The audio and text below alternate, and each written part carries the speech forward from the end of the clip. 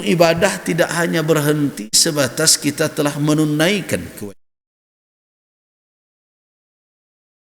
Sebab kalau sebatas untuk itu, kita menyadari betul bahwa ibadah yang kita lakukan tidaklah cukup untuk surga yang kita inginkan di akhirat kelak. Karena Nabi SAW telah menegaskan, la ahada minkum, tidak seorang pun dari kamu yang bisa mendapatkan surga, yadkhulul jannah bi'amalihi, dengan amal perbuatan sendiri. Ketika Rasulullah ditanya oleh sahabat, wa anta ya Rasulullah, engkau bagaimana ya Rasulullah? Kata Nabi, wala ana, saya juga tidak. Ketika ditanya, fabima nadkhulul jannata idzan, kalau begitu dengan apa kita masuk surga? Dalam riwayat lain Nabi melangsungkan saja menjawab, illa, kecuali, saya juga tidak bisa masuk surga dengan amal saya, illa, kecuali ayataghammadani Allahu birahmatihi, kecuali Allah meliputi saya dengan rahmatnya. Nah, untuk Rasul itu jaminan. Karena itu tidak ada yang sangsi dan ragu bahwa Rasulullah SAW pasti masuk surga. Kenapa? Karena ada jaminan rahmat Allah senantiasa menyelimuti. Dan termasuk orang-orang yang diberitakan oleh Nabi SAW min ahlil jannah, masuk penduduk surga sebagaimana yang beliau khabarkan, dan beliau tentu sadiqun masduq, benar, dan tidak ada sanksi kita bahwa beliau menyampaikan kebenaran dari Allah. Di antara sahabat ada yang beliau jamin masuk surga, itu adalah berita dari Allah Subhanahu wa ta'ala. Nah, di luar dari itu tidak ada jaminan rahmat. Perlu kita renungkan. Amal sehebat apapun itu tidak cukup untuk surga yang kita dambakan. Itu yang ditegaskan oleh Nabi SAW. Nah, untuk apa beliau sampaikan itu? Supaya manusia jangan terjatuh ke dalam sikap ujub, mandang amal dengan takjub seolah-olah dia telah sampai ke tingkat kesempurnaan dan kunci pas atau kunci surga sudah berada di tangannya. Walaupun yang seperti itu, fenomena yang demikian banyak terjadi di tengah masyarakat hari ini. Jika dia telah menjalankan beberapa ibadah, ketika dia mulai memoles penampilannya di hadapan orang, dia menganggap bahwa surga sudah ada di tangannya. Nah, padahal yang diingatkan oleh Nabi adalah jangan pernah memandang bahwa amal kita cukup untuk mendapatkan surga yang kita harapkan. Nah, bila demikian adanya kita memahami seperti itu, maka tentu tugas kita setiap beramal itu adalah menghisap amal tersebut. Itulah mungkin rahasia di balik pernyataan Umar bin Al-Khattab, hasibu qabla an tuhasabu. Hisaplah sebelum kamu dihisap kelak. Apa yang akan dihisap? Apa yang akan dihitung? Peti masuk, peti keluar. Itu bukan itu. Yang akan dihisap adalah sampai di mana ketaatanmu. Kamu jalankan sesuai dengan yang diinginkan oleh Allah Subhanahu wa ta'ala. Sampai di mana perbuatan yang kamu lakukan itu bisa menjangkau keridhaan Allah Subhanahu wa ta'ala. Dan dari rentetan amal yang mesti dihisap terlebih dahulu adalah yang awal dihisap di hari kiamat. Apa itu? Salah. Nah, makanya tidak mengherankan setelah membicarakan wudu at-tahara, kalau kita lihat kemarin sudah saya sampaikan pekan yang lalu, awal yang menyusun abwabul fiqih, bab-bab fiqih yang sekarang kita kenal, ada bab tahara, kemudian bab salat, dan seterusnya bab-bab fikih. Kalau kita lihat kitab fikih itu, siapa yang awal adalah Al-Imam Malik ibni Anas. Kalau kita renungkan kenapa Imam Malik menyusun susunan dari kurikulum fikih seperti itu, diawali dengan tahara. Karena tahara adalah persyaratan yang harus dipenuhi untuk orang melakukan salat. La yaqbalullah salata ahadikum idza ahdasa hatta yadhhura. Tidaklah diterima salat sesalah seorang kamu apabila dia berhadas sampai dia bersuci. Nah, karena itu membahas taharah pada bab pertama tak lebih karena ingin mendahulukan perkara salat. Intinya apa? Salatlah yang awal dibicarakan. Salatlah hendaknya yang awal untuk dikaji. Dari amaliyah. Setelah apa? Setelah syahadat. Dan ini tentu pemikiran seperti itu seiring dengan petunjuk Nabi SAW ketika beliau ditanya, "Mawal Islam?" Islam adalah yang pertama syahadatain. Yang kedua adalah mendirikan salat. Nah, berarti kalau kita urut daftar isi kitab-kitab fikih, susunan dari kurikulum fikih yang dibuat oleh para ulama, apa sebenarnya amal pertama yang diutamakan untuk dikaji, dibahas adalah as-salat. Kehadiran taharah di awal karena taharah adalah syarat sahnya salat. Nah, kalau demikian adanya, berarti ketika kita memeriksa salat, ibadah kita, apa yang pertama sekali harus kita periksa? Ya, salat. Alasannya apa? Karena yang pertama dia tiang dari agama, tegak dan runtuhnya agama adalah terkait dengan salat tersebut. Bahkan dalam hadis lain yang memisahkan antara mukmin dengan kafir adalah as-salat. Dan tidak mengherankan ancaman Nabi, "Man taraka as-salah muta'ammidan." Siapa yang meninggalkan salat dengan sengaja faqad kafar. Sungguh dia telah kafir.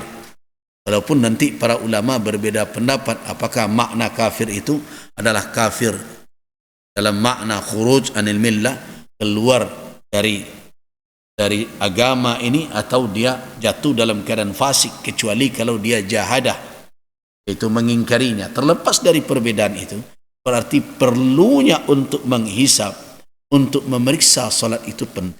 Nah, apa poin yang harus diperiksa dahulu? Setelah kita berbicara tentang ahkam dan adab, yang pertama tentu apakah telah kita tunaikan ibadah tersebut sesuai dengan petunjuk. Sehingga ibadah itu, kalau kita lihat dari petunjuk syariat, bisa dikatakan salat itu sah. Nanti cerita makbulnya. Karena makbul itu tergantung dengan sah dan tidak sah. Jangan ada pula nanti yang berpendapat, terserah lah mau sah dan tidak, karena menerima tidak ustaz tu dah. Yang menerima kan Allah juga. Itu cara berfikir yang tidak tepat. Allah Subhanahu wa taala memberikan petunjuk, alamat yang bisa dibaca oleh orang yang mengerti dengan petunjuk tersebut, mana ibadah yang memenuhi standar yang diturunkan syarak, mana ibadah yang tidak memenuhi standar. Ibadah yang memenuhi standar atau ketentuan-ketentuan tersebut disebut istilahnya dengan ibadah sahihah, sah namanya. Kalau ada cacat pada ketentuan-ketentuan yang harus dipenuhi, maka itu ibadah batilah.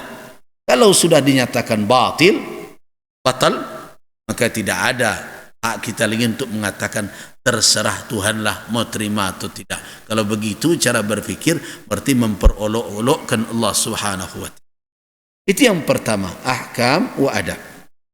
Kemudian yang kedua, setelah kita memeriksa hukum dan adabnya, telah kita lakukan sesuai dengan tuntunan, adalah peran dan fungsinya apakah efektif berlaku pada diri kita atau tidak. Nah, pada level kedua inilah banyak kita lalai. Dalam perkara hukum dan adab, sibuk kita. Komangkek tangan sampai ke mak, lipeknya tentang mak, duduknya ba'acaronyo, bacaan Al-Fatihahnya lain memenuhi syarat atau tidak, rukuknya serupa apa, sujudnya bagaimana, duduknya seperti apa, bahkan heboh dengan perdebatan perkara melipat tangan saja, sekian lama orang bertengkar. Bahkan perkara menunjuk berisyarat dalam tasahud saja, banyak orang kadang-kadang yang kadang tidak berkawan leh. Cik kawan cuma naik saja tak turun-turun dan cik banyak mana gari. Kita bukan salah memeriksa ahkam dan adab itu. Apakah yang kita lakukan telah sesuai dengan tuntunan? Itu adalah syarat makbulnya amal. Benar. Kalau kita telusuri pernyataan ulama bahawa syarat amal itu makbul, ada dua. Yang pertama adalah ikhlasun niyah, yang kedua adalah isabatus sunnah atau isabatus syariah. Ikhlasnya niat dan bersesuaiannya amalan tersebut menurut petunjuk syariat apa yang telah dijelaskan dalam sunnah Nabi SAW. Iya. Tetapi untuk memeriksa tingkat kedua, disinilah kelalaian. Apakah solat yang kita lakukan 5 kali sehari semalam, 5 waktu yang fardu itu, apakah telah terwujud seperti apa yang diinginkan oleh Allah untuk orang yang melakukannya itu? Nah, disinilah pemeriksaan kita lalai. Di pada tahap awal kita perhatian pada ahkam, pada hukum, pada adab. Bahkan karena rajinnya itu ada yang aneh.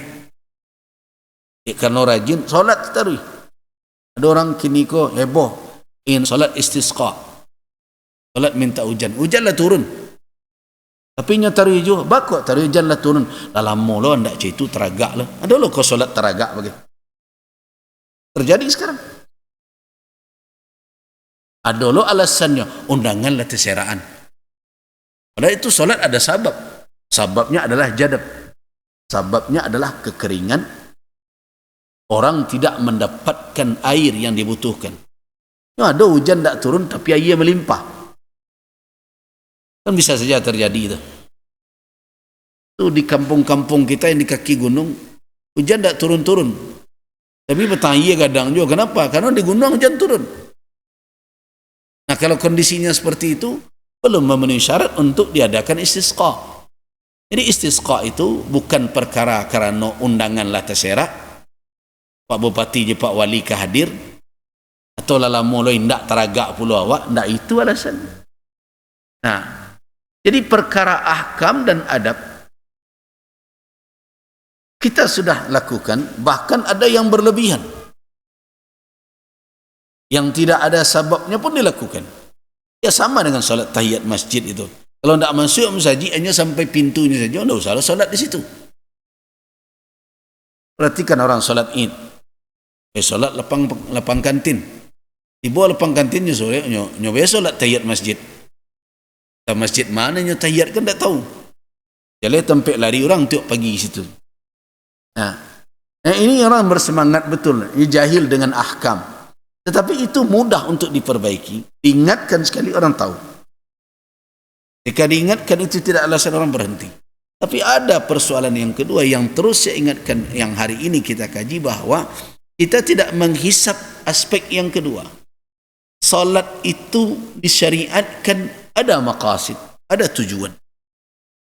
Nah, sampai di mana tujuan solat itu efektif, berfungsi sesuai dengan syariat tersebut. Inilah yang lalai kita selama ini memeriksanya. Nah, itulah yang diingatkan ketika kita berbicara tentang solat. Apa yang harus kita pahami sebagai peran dan fungsinya di dalam tuntunan syariat? Bukan hanya sekedar kewajiban yang harus ditanamkan.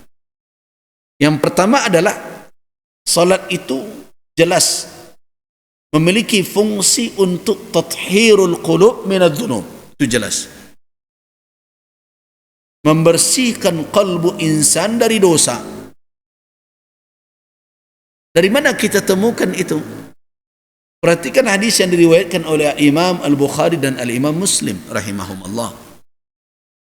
Dari Utsman ibn Affan radhiyallahu anhu, Nabi sallallahu alaihi wasallam bersabda, "Ma min mri'in tahduruhu salatun maktubah." Tiada seorang pun kalau telah tiba salat fardu kemudian fa yuhsinu wudu'aha, dia lakukan wudu sebaik-baiknya. Kemudian wa khusyu'aha, dan dia lakukan dengan sekhusyuk-khusyuknya. Wa ruku'aha, dan rukuknya dia sempurnakan sebagaimana yang dituntunkan dengan rukuk yang terbaik yang bisa dia lakukan.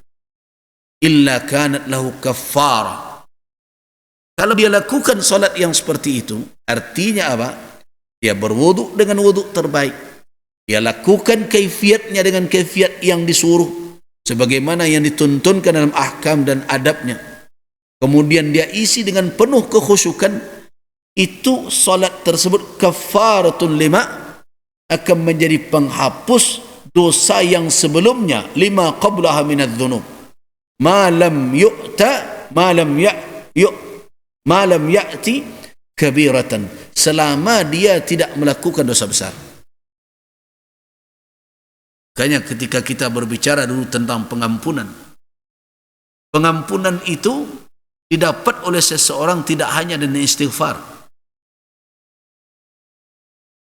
Pengampunan itu bisa didapat dengan istighfar, jelas, dengan taubat. Tapi ada ampunan itu yang diperoleh dengan kita melakukan amal saleh. Ada ampunan itu yang diperoleh dengan melakukan amal saleh.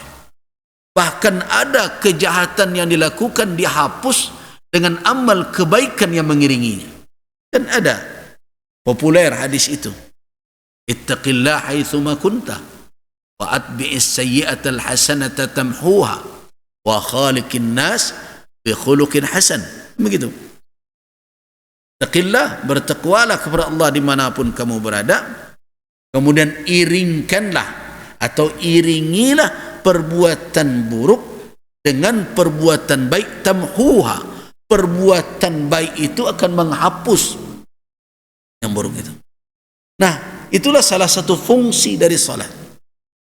Salat tersebut berperan sebagai kafarah, sebagai penghapus dosa yang sebelumnya, sebelum salat tersebut, dengan syarat malam ya'ti kabir, selama dia tidak melakukan dosa besar.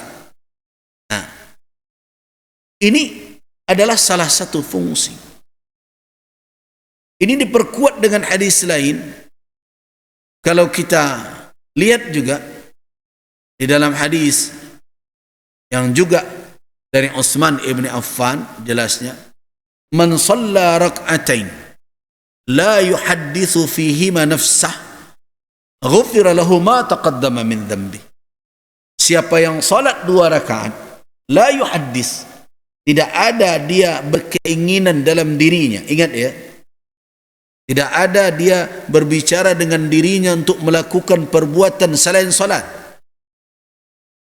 Tidak dia campuri kalbunya dengan apa?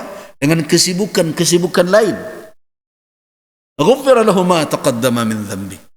Diampuni untuknya dosa-dosa yang telah berlalu.